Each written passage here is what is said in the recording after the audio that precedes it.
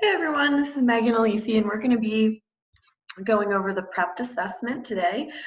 This is an assessment for Denver County visitations only, so don't worry if you're Adams or Jeffco, this is only for Denver.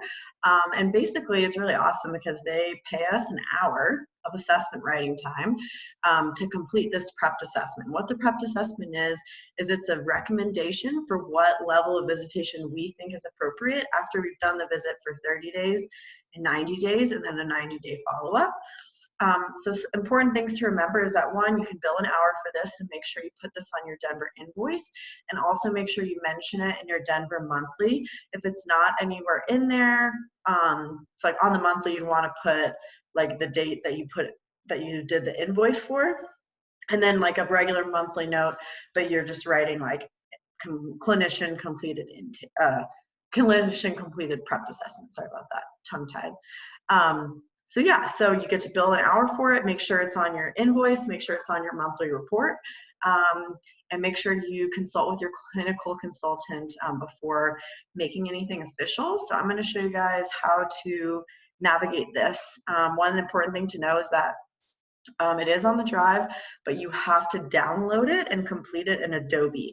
If you try to complete it in another PDF system, you're going to have problems. It's going to take forever. So just do it this way. If you need to download Adobe, go ahead and do that. And I'm going to go ahead and start sharing my screen. So the drive, I'm going to type in, I always just kind of search in my drive. So at the top, I'm just going to put in PREPT, and here it is, See PREPT Assessment Tool 2019. And also you'll note that there are some assessment instructions, and there's also like a training guide that I can show you guys too. But first we'll show you just like how to open it. Here you go. So it's opened here, but you have to download it. And then on my screen, it should automatically open. So I'm going to stop this share and reshare a different screen. Okay. So I have it open up in Adobe PDF. So you can type right into it, which is really cool, just like that, see? So I'm just gonna walk you guys through this. 1, 2, 3, 4, 5. Family name, caseworker's name, what date you completed it, your name, what assessment date it is. You can just click this, a 30-day, your phone number, GCC. If you know the next court hearing date or the next voices date, please put it, but if you don't, that's okay. And then you're going to put what's the current visitation level. We'll say it's therapeutic, recommended level. I'm going to say let's recommend that we're going to go to supervised. So again, you've already talked about this with your CC. When you're doing this assessment, you want to have your notes pulled up. So meaning your monthly report. So this is the 30-day initial assessment. Today's date is March 16th. So we're going to pretend that I opened this date on 2/16 and this is the 30-day assessment. So I'm going to use my February monthly report and whatever notes I've done in the past 2 weeks to put into this so that I have really observable data in this form. So visitation facilitator, so you'll put your name, Megan Alifi. I'm just going to put it in bold, everything I type. Megan Alifi has been providing visitation services between participants. We'll say mom's name, or whoever's visiting, and then the child's name at the visitation level of therapeutic.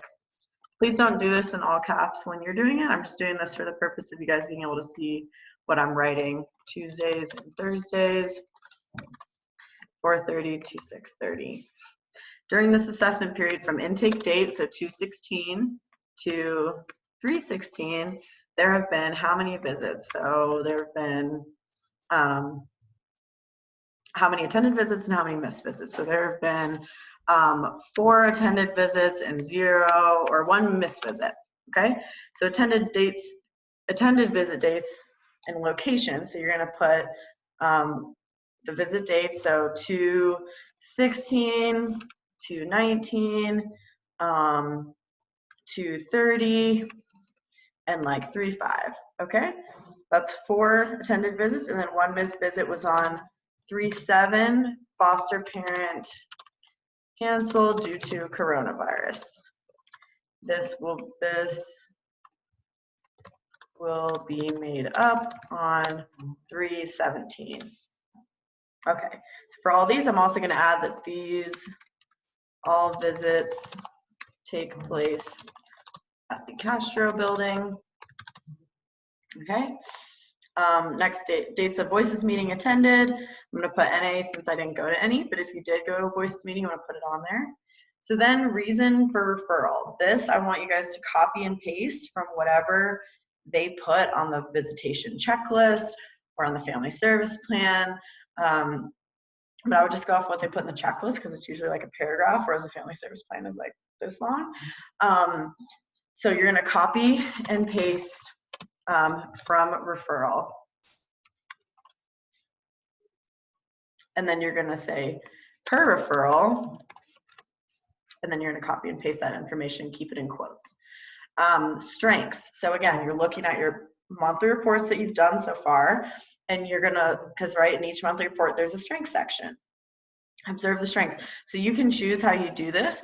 I tend to write in like paragraph format and just mention the dates. So observe the strengths of bringing appropriate meals on visits dates,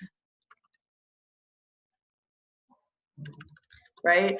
Or maybe we'll say on 3/5, clinician observed mom to suggest playing a game that was age appropriate and engaging. VF provided positive praise. So you're just talking about all the strengths that you observed in each of those sessions, each visitation. So you can copy and paste, but you want it to be in a report format, meaning that it reads like a paragraph and is in past tense. Challenges. So again, in past tense, reading like a report, but you can copy and paste all of your challenge sections from all your monthlies that you've previously done. So if your challenges, let's say, in the form of mom, struggling to arrive on time on X visit date, right? So we're saying when exactly that happened. Clinician and mom discussed needing to arrive on time, and mom was responsive, right? And then talk about whatever other challenges. So maybe like, on 3/14, child was observed to not hug or kiss mom upon arrival and was observed to be silent. VF needed to prompt mom to respond, right? So that would be a challenge. So you're getting really specific with it. What challenge did you see on what dates? How did you respond? How did they respond? Now the scoring section. This is probably one of the more confusing sections, but it gives you a guide right here. So for each subscale, so subscale meaning safety, risk, okay, for all of those, we're going to mark each point as a number, or we'll say unknown if we don't know. So 0 means it's a clear strength, no problems at all. 1 is a mild strength. 2 is right in the dead middle of the road if that's what you're needing to make for one of these. 3 is a mild challenge. 4 is a moderate challenge. 5 is a serious challenge. So absence or presence of physical abuse or children. This one, I know this is a fake PREPT assessment, but for the purpose, I'm just going to maintain a storyline. So in my referral form, they said that there was physical abuse in the past. Okay, I haven't seen any of that in my sessions, but I know that it was there, and I know that it was kind of bad, so I'm going to put that as a 4. I don't know anything about sexual abuse, emotional abuse, or domestic violence. Safety in the community. Okay, so this is, none of our visits are in the community. They're at the Castro Center, so I don't know. Overall environment, I don't know what the environment was like. There wasn't anything on their service form. Absence, presence of neglect or children, I don't know, because that wasn't part of the service plan, wasn't something that's been mentioned. Acknowledgement, resolution of CPS risk factors. So this is the parent acknowledging, yes, this is an issue, I messed up, I'm taking accountability. My parent has done that, so I'm going to put that as a 1. a strength, because that's something that we've talked about in all of our debriefs. Mom's taking accountability. She's asking for other ways to discipline. But I don't know if she's completed her service plan. I don't know about legal issues, and I don't know about backup supports or other service plans happening.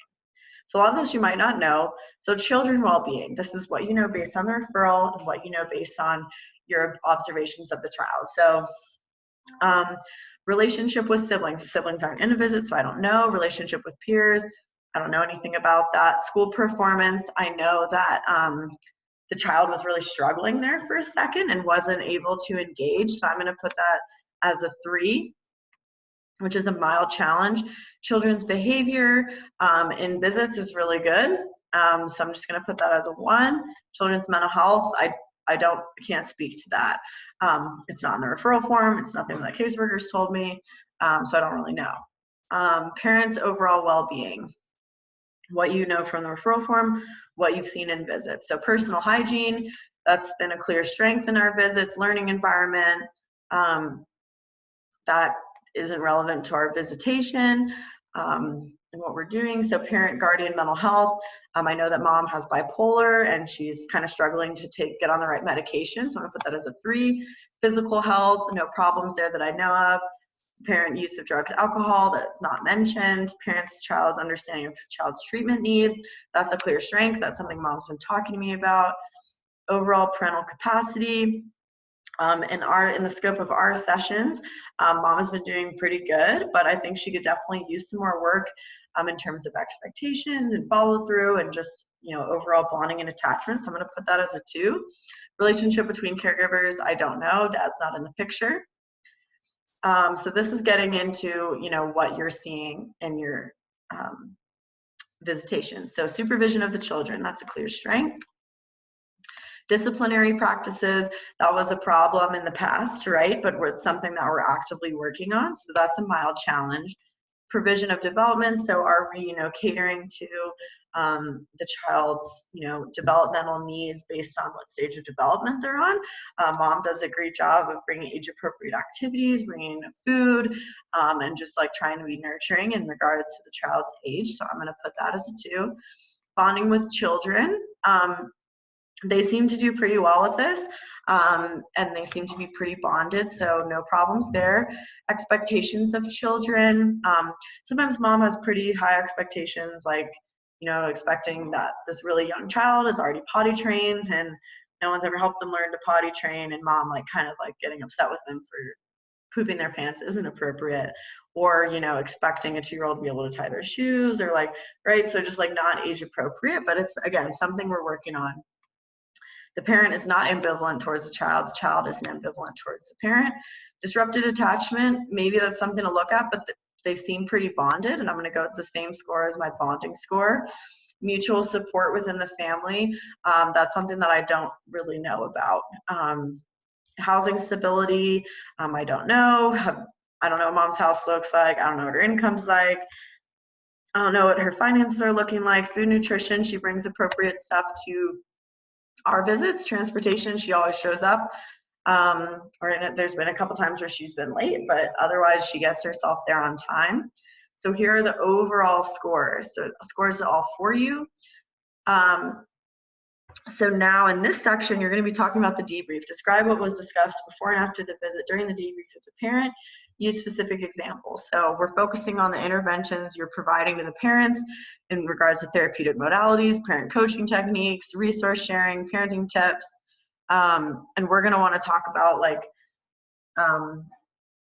if this is an in vivo prompting, or if this is a debrief, you want to talk about what was discussed in your debrief. So you're looking again at your monthly report, what was said in each of your debrief sections, and what specifically did you talk about. So during the first visit, so 216, right? VF and mom discussed the importance of completed psychoeducation regarding stages of development. MOC, responded by saying that she was learning a lot. and clinician provided specific examples of age-appropriate activities and abilities. Mom was observed to be engaged and ask clarifying questions.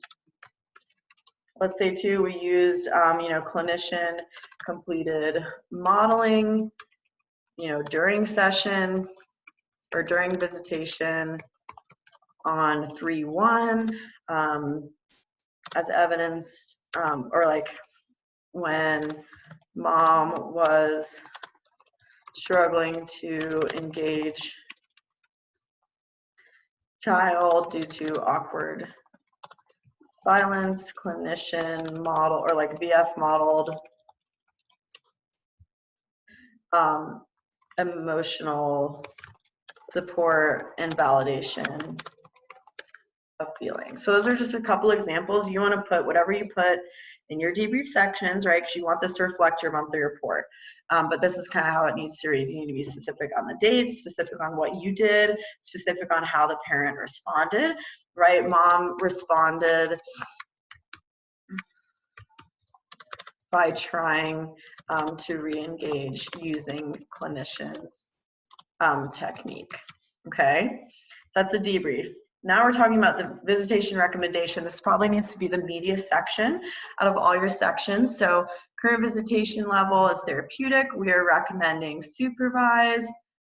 And again, we're wanting to make sure, hold on, before we do this, are all of our things in a line. So overall, guys, the scores reflect, what we're recommending. We're showing clear strengths with the 1s and 2s. The 4 is for, we're going to explain that score, but basically just because of the physical abuse that we knew was present in the past. So we're going to explain each section. So I go through first, and you see these little spots. This is where you put the score and then the reasons for the score. So we're focusing on the why behind the score with 1, observed behavior. So again, you're referencing back to your monthly report. 2, information that was disclosed by the caseworkers or other professional, and any parent disclosures. So overall safety factors are a 4. Let me go back up to the section. Okay, so I didn't really know anything. Oh wait, that we need to mark unknown. So, so the absence, presence of physical abuse. So we're just saying a lot of these items were unknown. Were that many items in this section were unknown. However, per the service referral form, mom physically abused child, and this was the reason for removal and referral for visitation. Okay, that's enough. So overall risk factors are scored as a, let's see what that one is, a 1. Again, many of these are unknown, but mom acknowledged and took responsibility for her part in this. Risk factors is a 1. Oops. Reasons for the score were that many items were unknown. However, mom reported, or mom, took accountability for her role in abusing her child and them being in out-of-home placement during debrief time on 2/16, and my notes should reflect that. Overall children well-being, we scored that as a 2.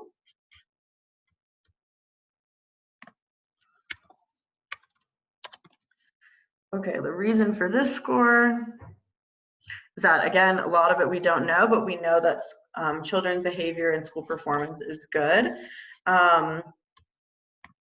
Is per the service referral form, child was previously struggling in school with behavior, and then in the scope of visitation, Child has demonstrated, respectful and age-appropriate behavior during sessions, as evidenced by verbal and physical cues and not needing to intervene. Overall parent well-being, we scored as a 2. The reason for that score, so we're going to explain each score. So we're going to explain hygiene, we're going to explain mental health, we're going to explain understanding treatment needs and overall parent capacity using clinical judgment and stuff from our reports. The reasons for the score, in the scope of visitations, parent has been adequately groomed per, you can just say VF observation. And then we want to talk about mom acknowledge her role in abusing children during debrief on 216. And then we also want to talk about, so we talked about how she knows, we want to talk about her overall capacity in mental health. So per the service referral form, mom, reported, or per the service referral form, mom has bipolar and is struggling to find the appropriate medication. If parent demonstrates parenting or demonstrates ability to bond and connect with child and provide food and supervision adequately per observations on whichever dates you did. So 216, 3/1, right, 3/15, or whatever it was that the dates were that we said. And then we'll want to talk about our overall ability, which we already kind of did. Family interactions scored as a 2.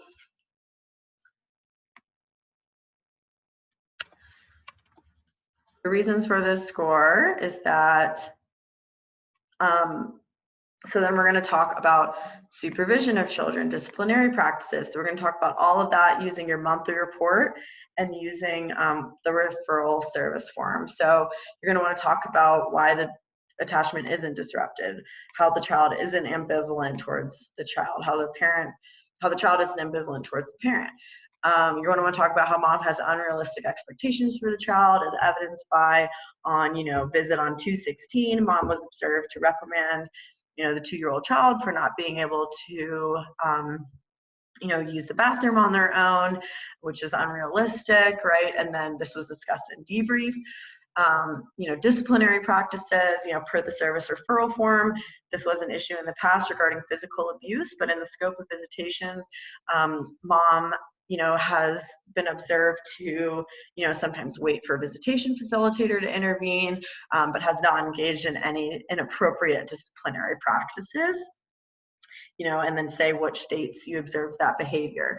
So again, getting really specific with it. So I won't do that just for the sake of time, but you can, just as we did the other ones. And again, this section needs to be pretty beefy, probably beefier than what I already have here, just for the purpose of this isn't based on a real client. So goals and next steps. So what are the action steps to help the visit move forward?